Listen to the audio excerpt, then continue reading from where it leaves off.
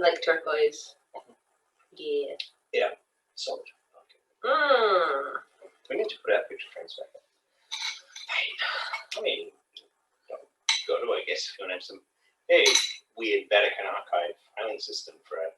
I would love a weird Vatican archive filing system for our pictures, yes. And then somebody can write a Da Vinci code about just like the corner of our flat where we keep all of our old frame pictures. Yes. Oh shit. Okay, speaking of though, Ian, Jonathan, I don't know if you've ever watched like the Da Vinci Code movies, but like they're not, it's fine. The second one though, you actually absolutely should, because it is just bananas, and they haven't changed anything from the actual book. But it culminates in, do you care about spoilers? I've seen it. Right. So it culminates in, like, turns out the Pope's secret son does, like, who is also an RAF pilot or Wait something. a minute. Is Ewan McGregor the Pope's secret son? Yes. I don't think he is. Oh, no? No. Okay. I got confused there, but anyway. So he takes the, like, hello, Frankie. He takes the antimatter bomb thing and puts it on a helicopter and then flies out of the Vatican City and explodes in the air. And everyone's like, oh my God, he sacrificed for us. I did wonder that, actually. And it was the line about working in the room, I think. And there was something about money and sex. But I wasn't sure. Money and that was Angels and Good Demons. That sounds much better. Yes, that is what we're talking about. Wait. Angels and Demons? The Dan Brown book.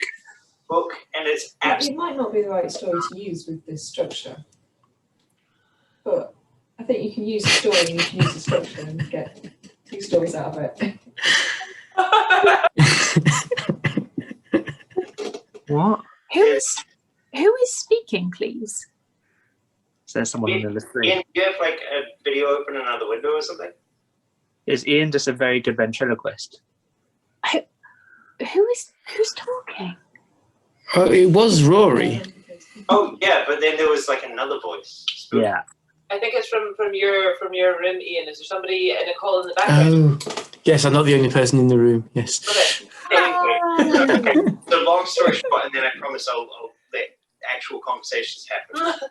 So at the end of this fucking buck wild Dan Brown novel, someone gets made Pope on the basis that he paraglided out of a helicopter that was like over Vatican City that had like a thermonuclear explosion in it, and it was really sick. So they made him Pope. Do you mean Papa glided? Hey! Also, it's Ewan McGregor. He Ewan basically McGregor is like is the new Pope. Somebody was like, Papa Wheelie. You can say Vatican. Rory. Hey. You. Hi. Hello. We missed you. Hi. Hello. Hello, sweet peas. Hey, pals. How's everybody doing? Pretty good. I am okay. Yeah? Yeah, I had a weird day yesterday, and today I was like, okay, I'm gonna write some poems for my course. They might be terrible poems, but I'm gonna try to just write a thing. I'm gonna do the pre-writing thing, and then I'm gonna put something down. And I was like, well, Yeah. this might kind of suck, but there's words there, and this means that if I go back to it, there's a place to start. That is literally the most difficult thing that you have done. Starting. Everything in the world is not that difficult. That's the most difficult thing that there is. And writing is 90% editing. So you've done the first hard bit. Exactly. Yeah. Exactly. Yeah. I might completely change my topic because these prompts are ones that are really hitting me and digging deep. And I'm like, oh, fuck. But also, these are things I used to mentally struggle with that I have trained myself out of. So how do I reword this question to not be thinking about other people's flaws? Because I just see people as having characteristics, and so many flaws. I was talking to Bracken about this earlier, just coping mechanisms and the ways that we get through this world. Mm-hmm. So It's just not a thing that I think of about people. But then there was the option of your own flaws. And then I was like, okay, let's go back to me however many years ago and try to list these. And that was a lot easier. So, Oh, Peanut. Jesus. Yeah. So that's why I took a break from writing yesterday. I did the pre-write. I was like, okay, that's enough of that. So today I put words Yes. down. There are words. Nice. Good. I'm glad you've taken care of yourself. Mm. Like, look after yourself. Yeah. Health and safety is important in the poetry mines. Exactly. Poetry Exactly. minds. You need a hard hat and trusses. Yes. Oh, no, not when you're Hiders. just minimal PPI for when you're doing a haiku. Or a hard heart, maybe. And Oh, Ian. Hi, Malcolm. Hi, Malcolm. Did you suggest that we need payment protection insurance? For writing haikus. But only Yes. Yes. Because I Or hear you that have you can that actually poetry get that money back. Oh, It's maybe- poetry protection insurance. No mis-selling, Malcolm. you need a high vis coup. fuck off. That was very good. Okay, I've got something about like an iambic seismometer, but I'll get back to you about it. Oh my god. You fucking nerd. It's not ready yet. It's not ready. So hard. Yeah. Great. Well, we've started on the poetry puns already, and it's not even story time o'clock. Oh yeah, by the way, Saturday, I can probably host poetry time. I've just been doing a lot of screening lately, so if someone wants to be a backup host, that'd be cool. I have many poems about change that I can send to you, so putting that out there now. Nice. Awesome. Thank you, Lyric. Is Ellie eating ramen? Ellie, are you eating ramen? Is that ramen? It looks good as hell. Nice. Yeah. Also, your hair looks amazing. Mm-hmm. You've shown up to story time, and that means that you are prey to me saying that your hair looks nice. Or beard. Because everyone's hair always looks so nice. That's a fucking lie. Yes, but there is always at least two people having a really good hair day at story time. It's just how it works. Like today it's Frankie and Elle. I would also say Ian is having a really nice hair day. Katie is too. There's always at least two. I'm telling you, like so much good hair. Rory's always having a good hair day. So is Zach. I think I can hear something.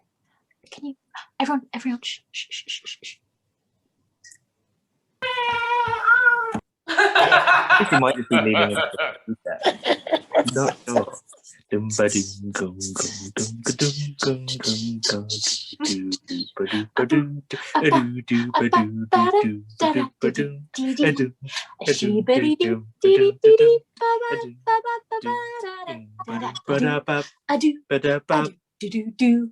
Story time. Oh, bye. Bye. Okay, everybody.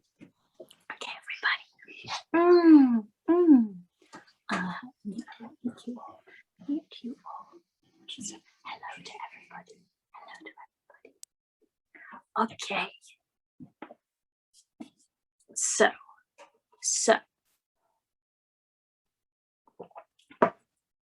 if you will recall, Anouk has just been all mic drop and has gone and scooped up Brad Pitt of the whatever grade 12-year-olds are and taken him off to make friends. So we shall continue from there. Are you sitting comfortably?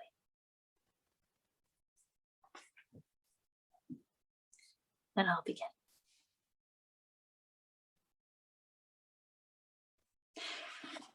We talked for quite a long time. It turns out that we like a lot of the same things. Old films in black and white, photography, Jules Verne, Chagall, Jean Moreau, The Cemetery. I'd always thought he looked a bit stuck up. He never plays with the others, perhaps because he's a year older, And he's always taking pictures of weird things with that little camera of his. And I'd only spoken to him because I knew it would annoy Chantal and Suze. But actually, he's okay. Laughed at my story of Suze and her list. And when I told him where I lived, said, "You live in a chocolaterie. How terrific is that?" I shrugged. "Okay, I guess. Do you get to eat the chocolates?" "All the time." He rolled his eyes, which made me laugh. Then, "Hold it," he said, and pulled out that little camera of his, silver-coloured and not much bigger than a box of kitchen matches, and cocked it at me. "Gotcha," he said. "Hey, stop it," I told him, turning away. I don't like pictures of myself. But Jean-Loup was looking into the camera's little screen. He grinned. "Look at this." He showed it to me. I don't see many pictures of me. The few I have are formal ones, taken at some passport place, all white background and no smile. In this one, I was laughing, and he'd taken the picture at a mad kind of angle, with me just turning towards the camera, my hair a blur and my face lit up. Jean-Loup grinned. "Go on, admit it. It's not so bad." I shrugged. "It's okay. Been doing it long?" "Since I first went into hospital. I've got 3 cameras. My favourite's an old manual Yashica that I only use for black and white, but the digital one's pretty good and I can carry it anywhere." "What were you in hospital for?" "I've got this heart condition," he says. "That's why I was kept back a year. I had to have 2 operations and miss 4 months of school. It was totally lame." Lame is Jean-Loup's favourite word. "Is it serious?" I asked. Jean-Loup shrugged. "I actually died on the operating table. I was officially dead for 59 seconds. "Wow," I said. "Have you got a scar?" "Loads of them," said Jean-Loup. "I'm practically a freak." And then, before I knew it, we were talking properly. And I'd told him about Maman and Thierry, and he told me how his parents had divorced when he was 9, and how his father had remarried last year, and how it didn't matter how nice she was because it's when they're nice that you hate them most, I finished with a grin. And he laughed. And just like that, we were suddenly friends. Quietly, without a fuss. And somehow it didn't matter anymore that Suze preferred Chantal to me, or that I was always it when we played the tennis ball game. And waiting for the school bus, I stood with Jean-Loup at the front of the queue, and Chantal and Suze glared from their place in the middle, but didn't say anything at all.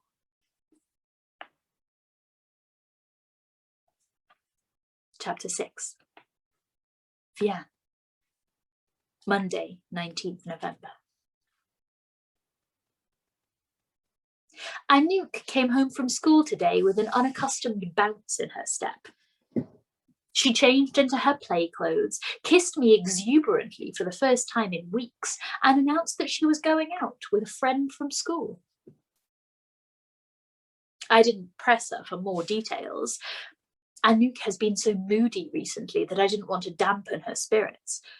But I kept an eye out just the same.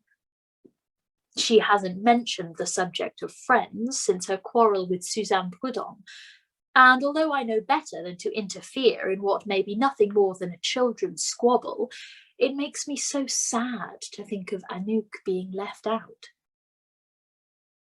I've tried so hard to make her fit in. I've invited Suzanne countless times, made cakes, arranged visits to the cinema, but nothing seems to make a difference. There's a line that separates Anouk from the rest, a line that seems more pronounced as the days go by. Today was different somehow. And as she set off, at a run, as always, I thought I could see the old Anouk, racing across the square in her red coat, her hair flying like a pirate's flag and her shadow hopping at her heels. I wonder who the friend was. Not Suzanne, in any case. But there's something in the air today, some new optimism that makes light of my concerns. Maybe it's the sun, back again after a week of cloudy skies.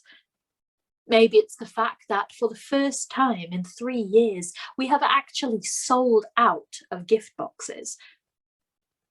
Maybe it's just the scent of chocolate and how good it is to be back at work again, to handle the pans and the ceramics, to feel the granite slab grow warm beneath my hands, to make those simple things that give people pleasure. Why did I hesitate so long?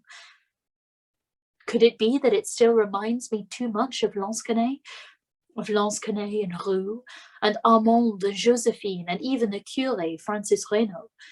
All those people whose lives took a different turn just because I happened to pass by. Everything comes home, my mother used to say. Every word spoken, every shadow cast, every footprint in the sand. It can't be helped. It's part of what makes us who we are. Why should I fear it now? Why should I fear anything here? We have worked so hard over the past 3 years. We have persevered. We deserve success. Now, at last, I think I can feel a change in the wind.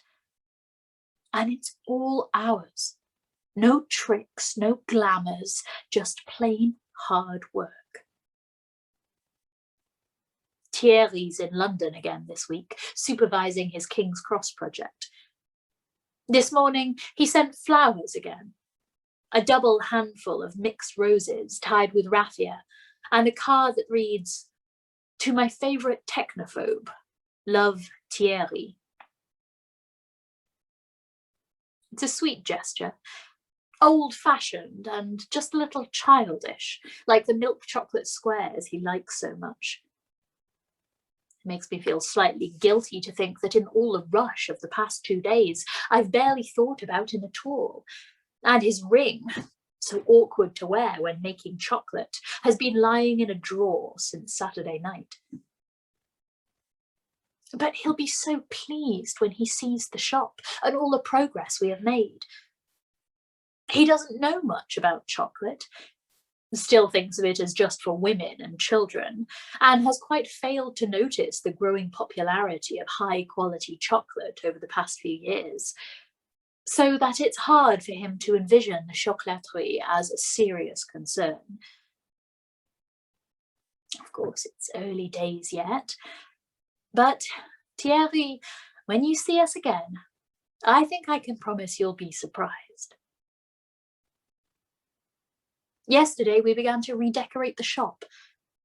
Another of Zosie's ideas, not mine, and at first I dreaded the disruption, the mess.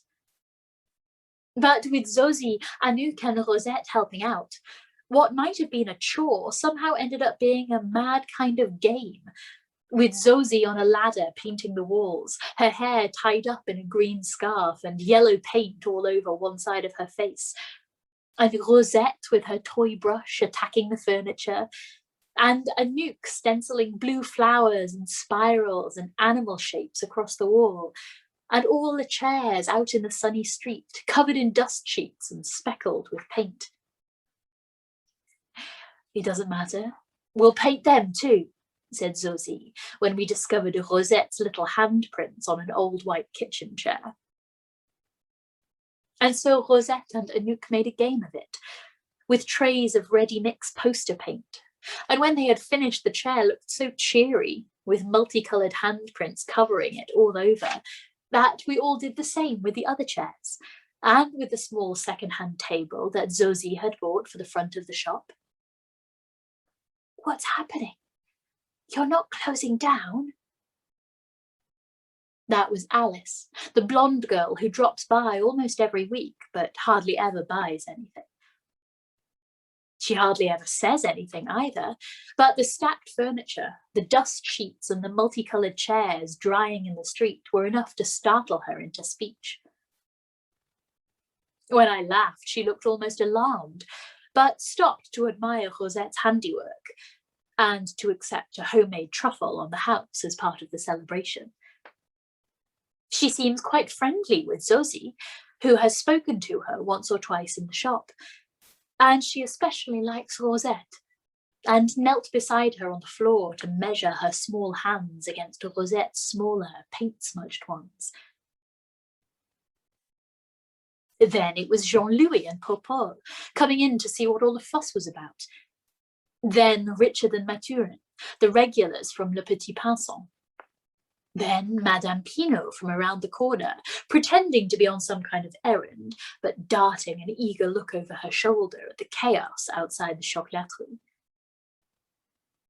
Nico dropped by and commented with his usual exuberance on the shop's new look. Hey, yellow and blue, my favourite colours. Was that your idea, shoe lady? Zosie smiled. We all contributed. Actually, she was barefoot today, her long, shapely feet gripping the rickety stepladder. Some of her hair had escaped the scarf. Her bare arms were exotically gloved with paint. Looks fun, said Nico wistfully. All the little baby hands. He flexed his own hands, which are large and pale and chubby, and his eyes shone. Wish I could try, but I guess you're all done, hey? Go ahead, I told him, indicating the trays of poster paint. He extended a hand towards a tray. There was red paint inside, only slightly grubby now. He hesitated for a moment, then dabbed his fingertips with a quick movement into the paint. He grinned. Feels pretty good, he said, like mixing pasta sauce without a spoon. He stretched out his hand again, this time letting the paint cover the palm. Over here, said Anouk, indicating a place on one of the chairs. Rosette missed a bit. Well, as it turned out, Rosette had missed lots of bits. And after that, Nico stayed a while to help Anouk with the stenciling, and even Alice stayed to watch. And I made hot chocolate for everyone, and we drank it like gypsies out on the step, and laughed when a group of Japanese tourists came past and photographed us all sitting there. As Nico said, it felt pretty good. You know, said Zosie when we were clearing away the painting things ready for the morning, what this shop really needs is a name. There's a sign up there.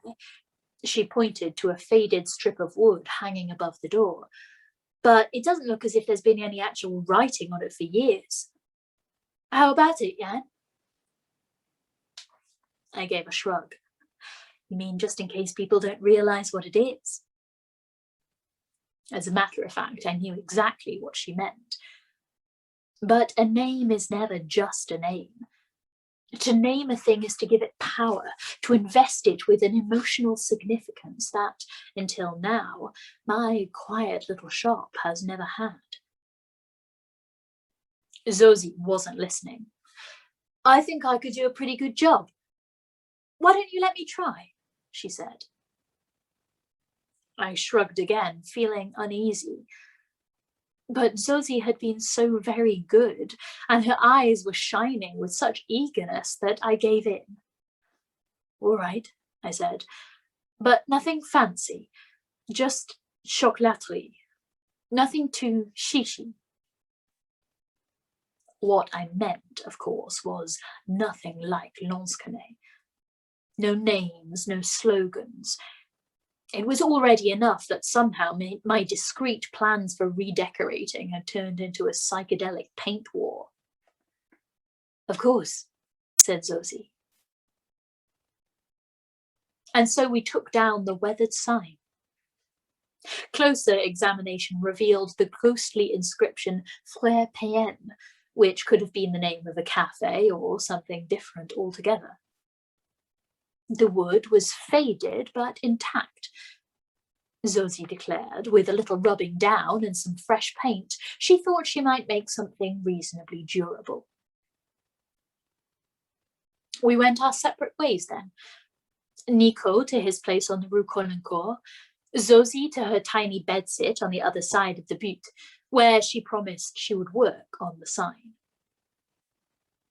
I could only hope it wouldn't be too garish. Zosie's colour schemes tend towards extravagance, and I had visions of a sign in lime green and red and brilliant purple, perhaps with a picture of flowers or a unicorn, that I would have to display or hurt her feelings. And so it was with a slight feeling of trepidation that this morning I followed her out of the shop, with my hands over my eyes at her request, to see the result. "Well," she said, "what do you think?" For a moment I couldn't speak. There it was, hanging above the door as if it had always been there, a rectangular yellow sign with the name of the shop carefully lettered in blue. "It's not too shishi, do you think?" There was a trace of anxiety in Zosie's voice. "I know you said write something plain, but this just came to me and... Well, what do you think?" Seconds passed. For a time, I could not take my eyes away from that sign. The neat blue letters, that name.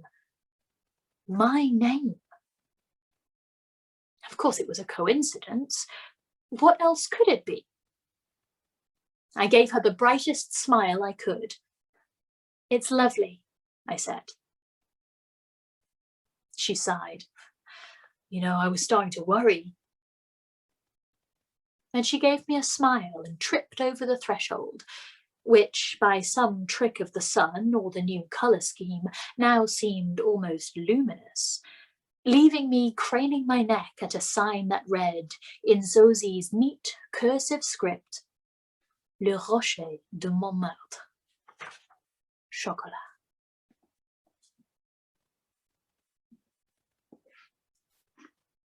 Part 4.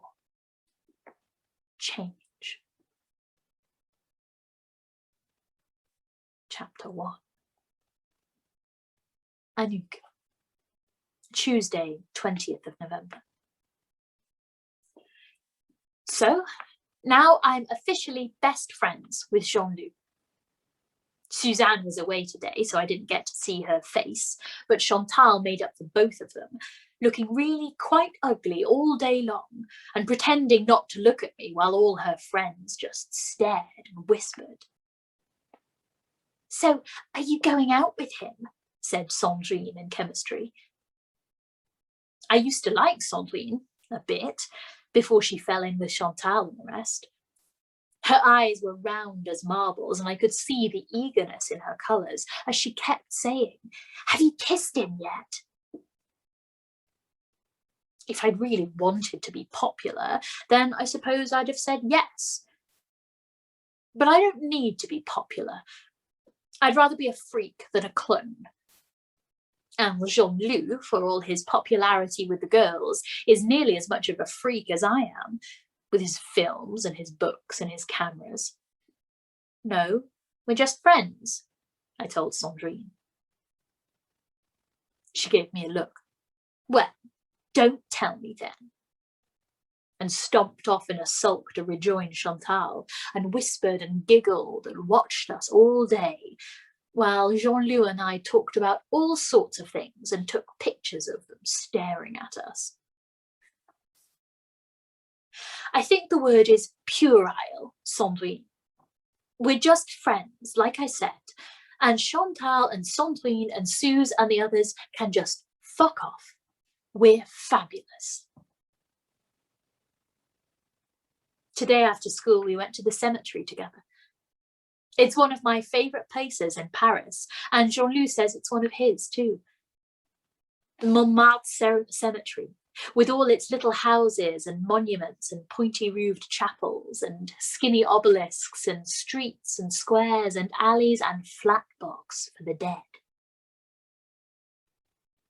There's a word for it: necropolis, city of the dead. And it is a city. Those tombs could almost be houses, I think, lined up side by side where their neat little gates neatly closed, and their gravel neatly raked, and flower boxes in their mullioned windows. Neat little houses all the same, like a mini suburbia for the dead. The thought made me shiver and laugh at the same time, and Jean-Luc looked up from his camera and asked me why. You can almost live down here, I said. A sleeping bag and a pillow, a fire, some food. You could hide away in one of these monuments. No one would know. The doors all shut. Warmer than sleeping under a bridge. He grinned. You ever slept under a bridge? Well, of course I had, once or twice, but I didn't want to tell him that. No, but I've got a good imagination. You wouldn't be scared. Why should I said. The ghosts. I shrugged. They're only ghosts. A feral cat strolled out from one of the narrow stone lanes. Jean-Luc snapped it with his camera. The cat hissed and went skittering off between the tombs. Probably saw Pantouf, I thought. Cats and dogs are sometimes afraid of him, as if they know he shouldn't be there. One day, I'm going to see a ghost. That's why I bring my camera here. I looked at him. His eyes were bright. He really believes. And he cares too, which is what I like so much about him. I hate it when people don't care, when they move through life without caring or believing in anything. You're really not scared of ghosts, he said. Well, when you've seen them as often as I have, you tend not to worry about that kind of thing. But I wasn't going to tell Jean-Luc that either. His mother's quite the Catholic. She believes in the Holy Ghost and exorcisms and communion wine turning into blood. I mean, how gross is that? And always having fish on a Friday. Oh boy. Sometimes I think I'm a ghost myself. A walking, talking, breathing ghost. The dead don't do anything. That's why they're here. That's why the little doors in those chapel of rest places don't have handles on the inside. And dying, he said. Are you scared of that? I shrugged. I guess. Isn't everyone?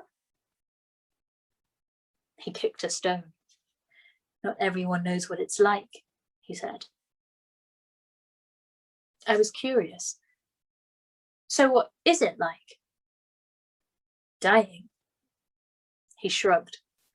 Well, there's this corridor of light, and you see all your dead friends and relatives waiting for you, and they're all smiling. And at the end of the corridor, there's a bright light, really bright and holy, I guess, and it talks to you, and it says you have to go back to your life now. But not to worry, because you'll be back one day and go into the light with all your friends. And he stopped. Well, that's what my mum thinks anyway. That's what I told her I saw. I looked at him. What did you see? Nothing, he said. Nothing at all. There was a silence as Jean-Luc looked through his viewfinder at the avenues of the cemetery with all their dead. Ping went the camera as he pressed the switch. Wouldn't it be a joke, he said, if all of this was for nothing? Ping. What if there's no heaven after all? Ping. What if all those people are just rotting? His voice had got quite loud by then, and some birds that had been perching on one of the tombs went off in a sudden clap of wings. They tell you they know it all, he said, but they don't. They lie. They always lie. Not always, I said. Maman doesn't lie. He looked at me in a funny way, as if he were much, much older than me, with a wisdom born of years of pain and disappointment. She will, he said. They always do.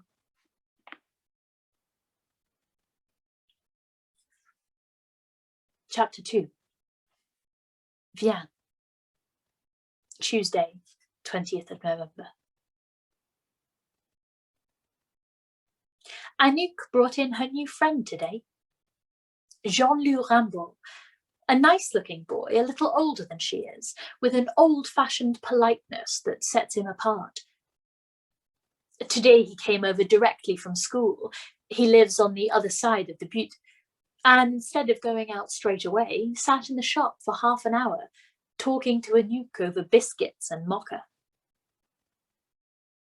It's good to see Anouk with a friend, although the pang it causes me is no less strong for being irrational. Pages of a lost book. Anouk at 13, the silent voice whispers. Anouk at 16, like a kite on the wind. Anouk at 20, 30 and more. A chocolate, Jean-Loup? On the house. Jean-Loup. Not quite a usual name.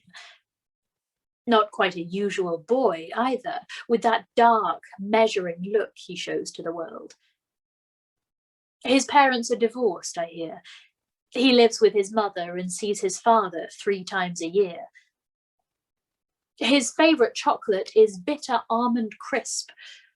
Rather an adult taste, I thought. But then he is a curiously adult and self-possessed young man. His habit of watching everything through the viewfinder of his camera is slightly disconcerting. It's as if he is trying to distance himself from the world outside, to find in the tiny digital screen a simpler, sweeter reality. What's that picture you've just taken? Obediently, he showed me. At first sight, it looked like an abstract, a dazzle of colours and geometric shapes. Then I saw it. Zosie's shoes, shot at eye level, deliberately out of focus among a kaleidoscope of foil-wrapped chocolates. I like it, I said. What's that at the corner? It looked as if something outside the frame had cast a shadow into the picture. He shrugged. Maybe someone was standing too close. He levelled his camera at Zosie, standing behind the counter with a mass of coloured ribbons in her hands. That's nice, he said. I'd rather not. She didn't look up, but her voice was sharp. Jean-Loup faltered. I know. She smiled at him and he relaxed. I just don't like being photographed. I find I rarely look like myself. Now that, I thought, I could understand. But the sudden glimpse of insecurity, and in Zosie of all people, whose cheery approach to everything makes any task look effortless, made me a little uneasy. And I began to wonder if I wasn't relying too heavily on my friend, who must have her own problems and concerns like everyone else. Well, if she does, she is hiding them well, learning fast and with an ease that has surprised us both. She comes in at 8 every day, just as Anouk leaves for school, and spends the hour before opening time watching as I demonstrate the various chocolate-making techniques. She knows how to temper couverture, how to gauge the different blends, how to measure the temperatures and to keep them constant, how to achieve the best kind of gloss, how to pipe decorations onto a moulded figure or make chocolate curls with a potato peeler. She has a knack, as my mother would have said, but her real skill is with our customers. I'd noticed it before, of course. Her knack for dealing with different people, her memory for names, the infectious nature of her smile, and the way she manages to make everyone feel special, however crowded the shop may be. I've tried to thank her, but she just laughs, as if working here were a kind of game, something she does for fun, not money. I've offered to pay her properly, but so far she has always refused, although now the closure of Le Petit Pinson means that she's once more out of a job. I mentioned it again today. You deserve a proper wage, Zosie, I said. You're doing far more now than just helping out occasionally. She shrugged. Right now you can't afford to pay anyone a full wage. But seriously, seriously. She arched an eyebrow. You, Madame Charbonneau, should stop worrying about other people and look after number one for a change. I laughed at that. Zosie, you're an angel. Yeah, right. She grinned. Now, shall we get back to those chocolates?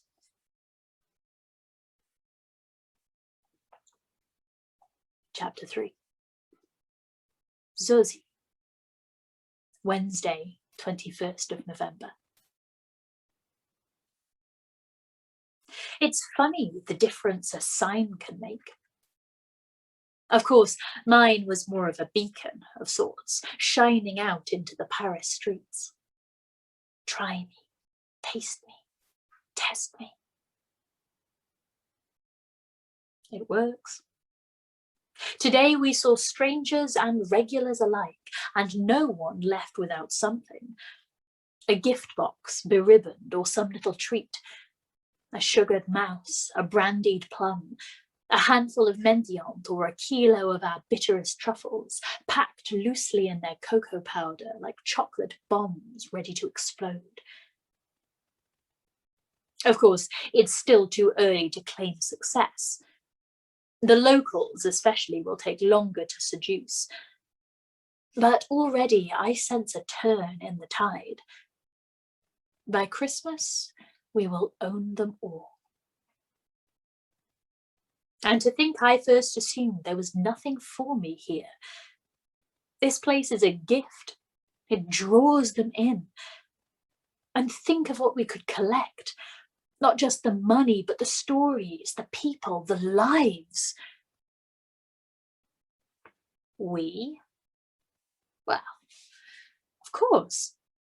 I'm prepared to share. The three of us, four if we count Rosette, each of us with our own special skills. We could be extraordinary. She's done it before, in Lansquenet. She covered her trail, but not well enough. That name, Vienne Rocher, and the small details I have gleaned from Annie were enough to plot her trajectory. The rest was easy. A few long-distance telephone calls, some back editions of a local newspaper dated 4 years ago, one of them showing a grainy, yellowed photograph of Vienne, smiling brashly from the doorway of a chocolate shop, while a tousled someone, Annie, of course, looks out from beneath her outstretched arm. La Céleste Praline. Intriguing name. Vienne Rocher enjoyed her share of whimsy, though you wouldn't think it to see her now. In those days, she was unafraid, wore red shoes and jangling bracelets and long, wild hair like a comic book gypsy. Not entirely a beauty, perhaps. Her mouth is too large, her eyes not entirely wide enough.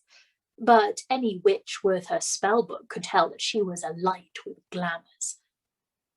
Glamours to change the course of lives. Glamours to charm, to heal, to hide. So, what happened? Witches don't just quit Vienne. Skills like ours beg to be used. I watch her as she works in the back, making her truffles, her chocolate liqueurs. Her colours have brightened since we first met, and now that I know where to look, I see the magic in everything she does. And yet she seems unaware of this, as if she could blind herself to what she is by simply ignoring it long enough, the way she ignores her children's totems. Vienne is no fool, so why does she behave like one? And what will it take to open her eyes? She spent this morning in the back room. A scent of baking drifted through. In front, a pot of chocolate. In less than a week, the place has altered almost beyond recognition. Our table and chairs, hand-painted by the children, give the place a holiday look. There is something of the schoolyard in those primary colours, and however neatly they are aligned, there's always a vague impression of disorder. There are pictures on the wall now, framed, embroidered sari squares in hot pink and lemon yellow. There are 2 old armchairs rescued from a skip. The springs are shot and the legs are bowed, but I have made them comfortable, using nothing but a couple of meters of plush fabric in a fuchsia leopard print and some gold material from a charity shop. Annie loves them, and so do I. But for our size, we might almost be a little cafe from one of the trendier quarters of Paris. And the timing couldn't be better for us. 2 days ago, Le Petit Pinson was closed down, not quite unexpectedly, following an unfortunate food poisoning incident and a visit from the health inspector. I've heard say that Laurent has at least a month's worth of cleaning and refurbishment before he's allowed to reopen the cafe, which means that his Christmas clientele is likely to suffer. So he ate the chocolates after all. Poor Laurent. The hurricane works in mysterious ways. And some people bring these things down on themselves as lightning rods draw the lightning. Still, all the more for us, I say. We don't have a license for alcohol, but hot chocolate, cakes, biscuits, macaroons, and of course the siren call of bitter truffle, mocha liqueurs, dipped strawberries, walnut cluster, apricot cup. Till now, our shopkeepers have stayed away, slightly wary of the changes here. They are so used to thinking of the chocolaterie as a tourist trap, a place where locals fear to tread, that it will take all my powers of persuasion to entice them to our door. But it helps that Laurent has been seen inside. Laurent, who detests any kind of change, who lives in a Paris of his own imagination where only native Parisians are allowed. Like all alcoholics, he has a sweet tooth. Besides, where will he go now that his cafe is closed down? Where will he find an audience for his endless catalogue of complaints? He came in yesterday lunchtime, sulky but palpably curious. It's the first time he's been here since we refurbished, and he took in the improvements with a sour look. As luck would have it, we had customers. Richard and Mathurin, who had dropped in on their way to their usual game of pétanque in the park. They looked slightly embarrassed to see Laurent, as well they might, being long-standing regulars of Le Petit Pinson. Laurent shot them a look of disdain. "Someone's doing well," he said. "What's this supposed to be? A bloody cafe or something?" I smiled. "Do you like it?" Laurent made his favourite noise. "Meh. Everyone thinks they're a bloody cafe. Everyone thinks they can do what I do." "I wouldn't dream of it," I said. "It's not easy to create an authentic atmosphere nowadays." Laurent snorted. "Don't start me on that. There's the Café des Artistes down the road. The owner's a Turk, wouldn't you guess? And the Italian coffee place next to it, and that English tea shop, and any number of Costas and Starbucks. Bloody Yanks think they invented coffee." He glared at me as if I too might harbour American ancestry. "I mean, what about loyalty?" he bugled. "What about good, old-fashioned French patriotism?" Mathurin is quite deaf and genuinely may not have heard him, but I was pretty sure Richard was pretending. "That was nice, Jan. Better go." They left the money on the table and fled without looking back, as Laurent's face grew slightly redder and his eyes bulged alarmingly. "Those two old faggots," he said. "The number of times they've dropped in for a beer and a game of cards, and now, the minute things go wrong—" I gave him my most sympathetic smile. "I know, Laurent, but chocolate houses are quite traditional, you know. In fact, I believe that historically they actually precede coffee houses, which makes them totally authentic and Parisian." I guided him, still blustering, to the table the others had just vacated. "Why don't you sit down and try a cup? On the house, of course, Laurent." Well, that was only the start of it.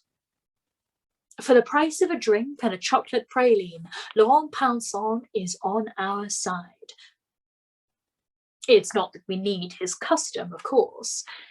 He's a parasite, filling his pockets with lump sugar from the bowl and sitting for hours over a single demi-tasse.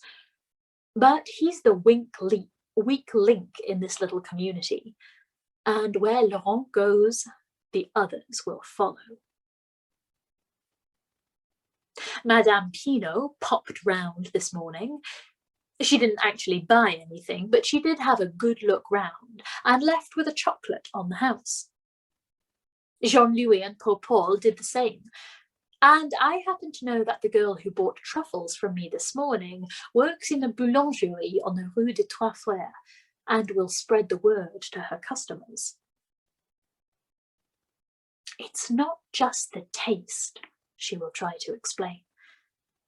"The rich, dark truffle flavoured with rum, the hint of chili in the blend, the yielding smoothness of the centre and the bitterness of the cocoa powder finish. None of these explain the strange allure of Jan Charbonneau's chocolate truffles. Perhaps it's the way they make you feel. Stronger, perhaps, more powerful, more alert to the sounds and scents of the world, more aware of the colours and texture of things, more aware of yourself, of what's under the skin, of the mouth, of the throat, of the sensitive tongue. Just one, I say. They try. They buy.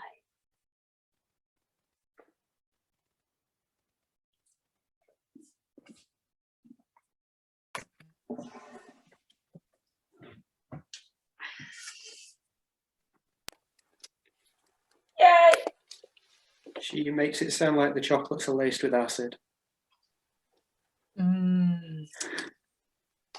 Delicious. Do you know that they're not? Said nothing. They do sound good though, don't they?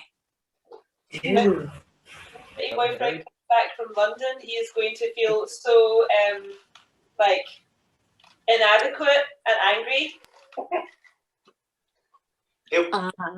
Yep. He is inadequate. He'll come swaggering in with like a duty-free Toblerone, one of the big ones, and be like, Oh my god. Oh my god. Oh my god. No, Oh Leanne, you're only allowed to have things that I give you. You cannot get things for yourself. Is it, what day is it today? What day is it today? Tuesday. Tuesday. Wednesday. Thursday. Ooh. Ooh. Are you going to give us a nasty cliffhanger? No. Are you sure? No.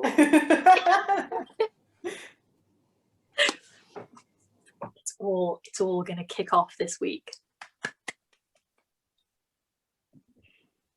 "Oh, So adorable. we don't have notes, but Jean-Luc is definitely a sexy vampire." Yep. Yep. I mean, like a sexy 12-year-old vampire. Yeah, well, sexy to a nuke, right?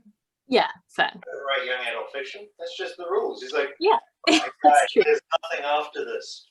That's true. And if like 8-year-old Kirsten Dunst was allowed to be a sexy vampire, as an 8-year-old, then I think Jean-Luc is allowed to be a sexy 12-year-old vampire. Is he 12 years old though? Well, yeah, his body 1200 years old, more like. 12 when he died. Man, that must, like, can you imagine being a vampire and dying prepubescently? Have you read Anne Rice's interview with vampire books? I never did. It's literally about that. Yeah. Have you Great. seen Yeah. Free? The No, we've character- talked about how we should watch it before, though. We should definitely watch it. I was considering Interview with a Vampire as a story time read. But I don't know what the audience would be for that. I mean, I'll show up. Sexy vampire, something. Yeah. Yeah, it's all deeply erotic. It's all deeply erotic. It's Yeah, quite people are going to show up. You don't need to worry.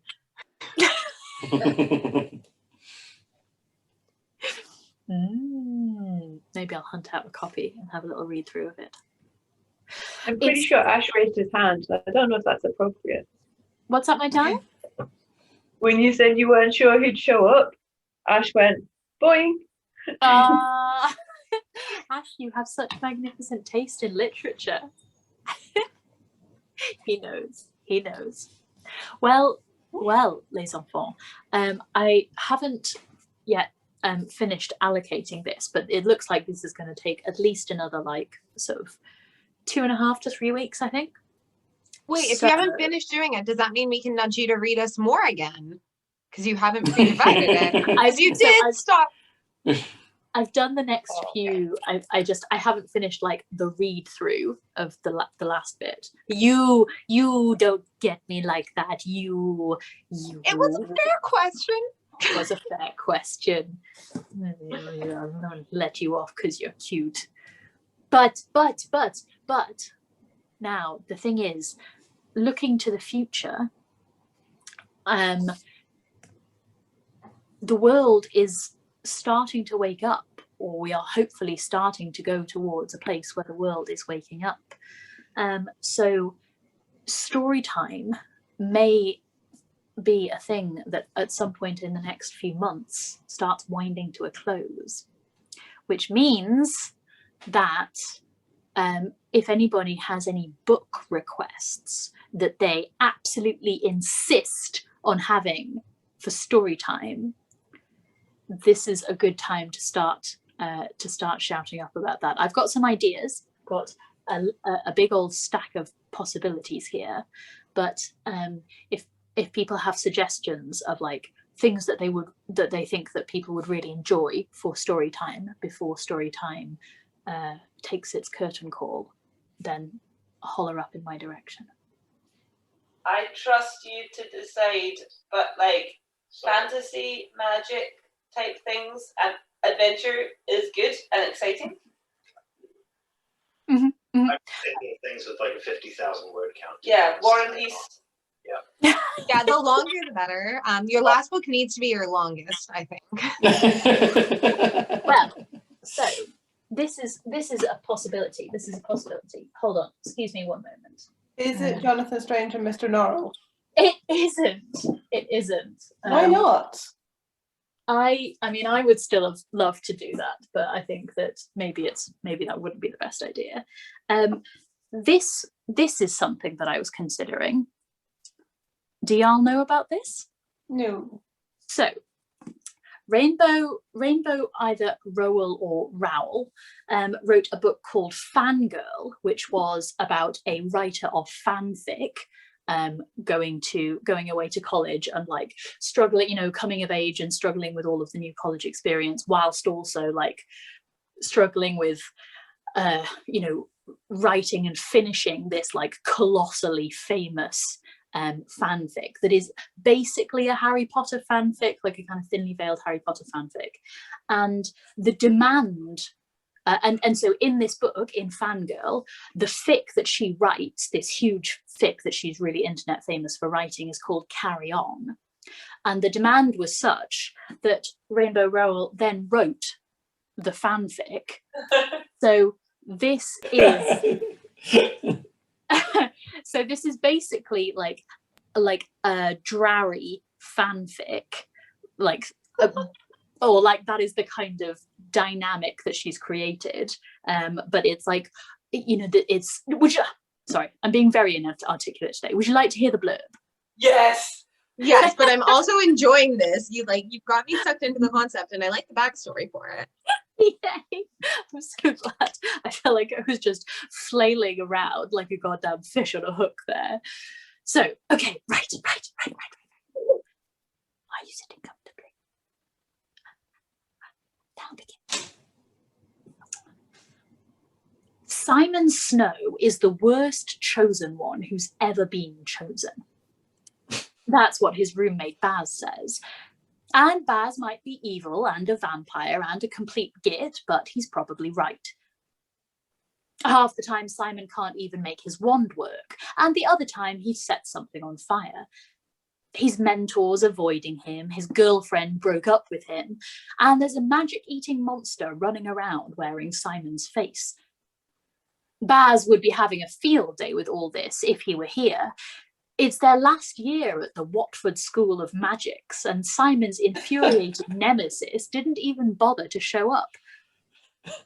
Carry On is a love letter to love stories and the power of words, to every chosen one who ever had more on their mind than saving the world.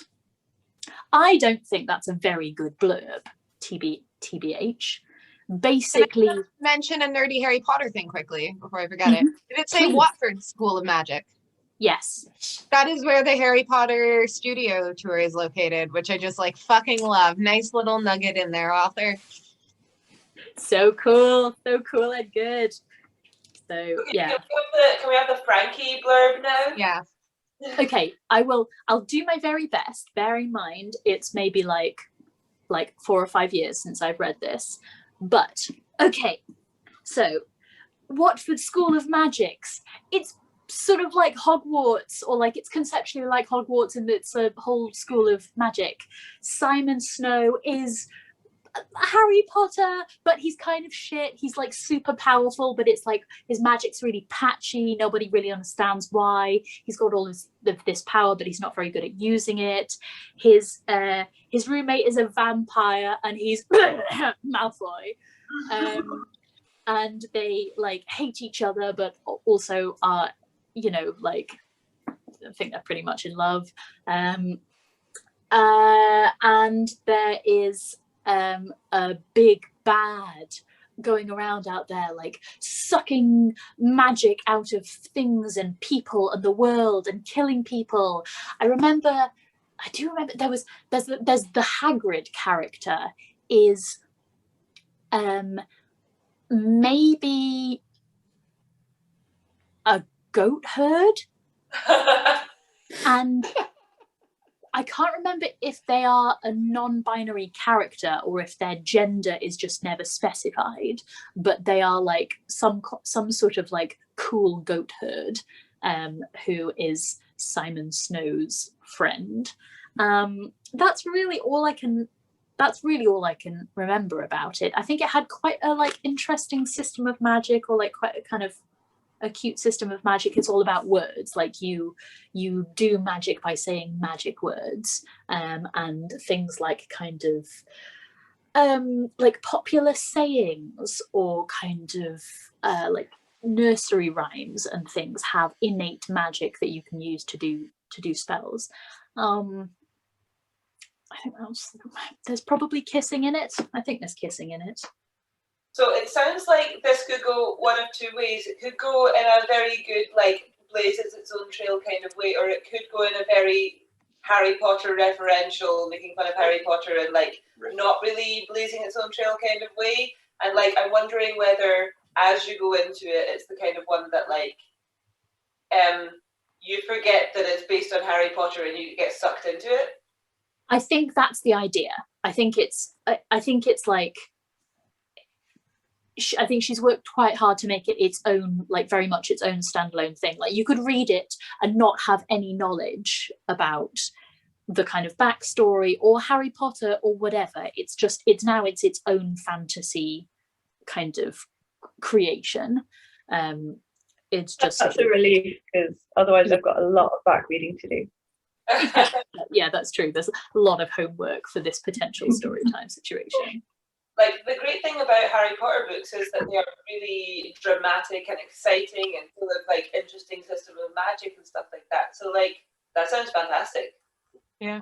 Also, I don't think it would be a brilliant storytime book, personally.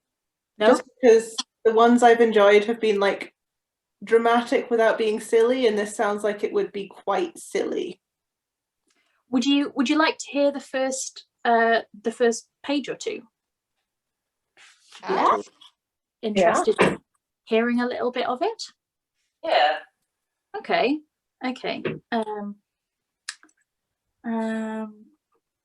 Okay, right. So I'll do the first couple of pages of Carry On. Now, are you sitting comfortably? Okay. Chapter 1. Simon. I walk to the bus station by myself. There's always a fuss over my paperwork when I leave. All summer long, we're not even allowed to walk to Tesco's without a chaperone and permission from the Queen. Then in the autumn, I just sign myself out of the children's home and go. He goes to a special school, one of the office ladies explains to the other when I leave. They're sitting in a plexiglass box, and I slide my papers back to her through a slot in the wall. It's a school for dire offenders, she whispers. The other woman doesn't even look up. It's like this every September, even though I'm never in the same care home twice. The mage fetched me for school himself the first time when I was 11. But the next year he told me I could make it to Watford on my own. You've slain a dragon, Simon. Surely you can manage a long walk and a few buses. I hadn't meant to slay that dragon. It wouldn't have hurt me, I don't think. I still dream about it sometimes. The way the fire consumed it from the inside out, like a cigarette burn eating a piece of paper. I get to the bus station, then in to eat a mint aero while I wait for my first bus. There's another bus after that, then a train. Once I'm settled on the train, I try to sleep with my bag in my lap and my feet propped up on the seat across from me. But a man a few rows back won't stop watching me. I feel his eyes crawling up my neck. Could just be a pervert, or police. Or it could be a bounty hunter who knows about one of the prices on my heads. It's bounty hunter, I said to Penelope the first time we fought one. No, bounty hunter, she replied. Short for bone teeth. That's what they get to keep if they catch you. I change carriages and don't bother trying to sleep again. The closer I get to Watford, the more restless I feel. Every year I think about jumping from the train and spelling myself the rest of the way to school, even if it puts me in a coma. I could cast a hurry up on the train, but that's a chancy spell at the best of times. And my first few spells of the school year are always especially dicey. I'm supposed to practice during the summer, small, predictable spells when no one's looking, like turning on night lights or changing apples to oranges. Spell your buttons and laces closed, Miss Possibel suggested. That sort of things. I only ever wear one button, I told her, then blushed when she looked down at my jeans. Then use your magic for household chores, she said. Wash the dishes, polish the silver. I didn't bother telling Miss Possibelf that my summer meals are served on disposable plates and that I eat with plastic cutlery, forks and spoons, never knives. I also didn't bother to practice my magic this summer. It's boring and pointless. And it's not like it helps. Practicing doesn't make me a better magician. It just sets me off. Nobody knows why my magic is the way it is. Why it goes off like a bomb instead of flowing through me like a fucking stream, or however it works for everybody else. I mean, that's been a couple of pages, you know? You get the gist. Call it there. So that is a possibility. I like it. Yeah. I like it so far. Did you ever end up getting the Midnight Bargain? I don't know if it's out in the UK yet, but it was one that I thought of as a Storytime book. It's a Regency fantasy, very like heavy on the magic and cool magic systems and little gods and feminism. No, I didn't. Oh my god, I remember we talked about it. Yeah, I didn't get it in the end. Is that the Left Hand of Darkness in the background there? No. The sci-fi, the Masters of Sci-Fi. Was that Masters of Sci-Fi book? No. Flowers for Algernon. Ah, Flowers for Algernon. Ah, it's another one I've been meaning to read. Algernon, it'll be way too depressing. Yeah, I haven't read it yet. Zach got it for me, and that's on my Everything's fine, nothing depressing happens. If people are unsure about any of the books, as a last resort, we could always do Night Watch. That's on my list. That's like top of my list as like as either the next one or like the final story. 100% worth it just for the Nobby voice again. Yeah. I can't remember what the Nobby voice was like. What was it like? It was like really whiny. It's like Felicity time like 7,000%. Cool. Yeah, I could do that. Yay! Woo! Cool. Oh shit, we're still recording. Fuck! Oh my God. This is good. Then the catch-up crew gets to hear your pages. True. That's true. Okay, we should say goodbye now, though. Do you want to come in? I'll come say goodbye. Hi. Hi. Zach, you're having a very good hair day today. Thank you. Look how handsome he is. Okay, now, catch-up crew. I hope you've enjoyed this very long after chat. Yeah. If you have any thoughts about the final few Storytime potentials, then you know Oh, we should say goodbye. Ketchup Crew, we love you. We love you. Goodbye. Goodbye, Ketchup Crew. Love you. Goodbye. Story time.